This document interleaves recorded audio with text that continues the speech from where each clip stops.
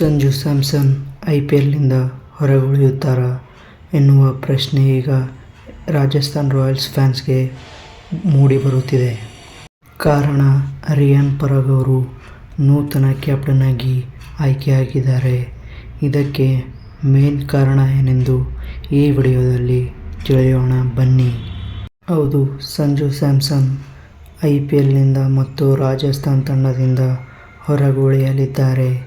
ಇದಕ್ಕೆ ಕಾರಣ ಏನಪ್ಪ ಅಂತಂದರೆ ಸಿಂಪಲ್ ಆಗಿದೆ. ಹೌದು, ನಾಯಕ ಸಂಜು ಸ್ಯಾಮ್ಸನ್ ಕೆಲವು ಪಂದ್ಯಗಳಿಂದ ಹೊರಗುಳಿಯಲಿದ್ದಾರೆ. ಹೌದು, ಇದಕ್ಕೆ ಏನು ಕಾರಣ ಅಂತಂದರೆ ಸಂಜು ಸ್ಯಾಮ್ಸನ್ಗೆ ಇಂಜುರಿ ಆಗಿದೆ ಅಂತೆ.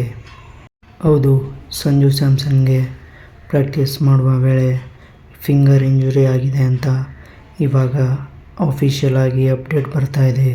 ಸೊ ಆದ ಕಾರಣ ಆಲ್ರೌಂಡರ್ ಆದಂತಹ ರಿಯಾನ್ ಪರಾಗ್ಗೆ ಇವಾಗ ಒಂದು ದೊಡ್ಡ ಅವಕಾಶನೇ ಸಿಕ್ಕಿದೆ ಅಂತ ಹೇಳಬೇಕು. ನಾಯಕನ ಜವಾಬ್ದಾರಿ.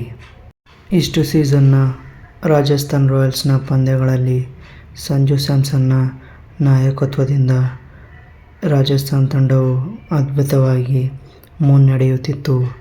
ಆದರೆ ಈಗ ಅನ್ಎಕ್ಸ್ಪೀರಿಯನ್ಸ್ ಆಟಗಾರ ಆದಂತಹ ರಿಯಾನ್ ಪರಾಗ್ ಅವರ ನಾಯಕತ್ವ ಮೋಡಿ ಮಾಡುತ್ತಾ ಅಂತ ಕಾದು ನೋಡಬೇಕು.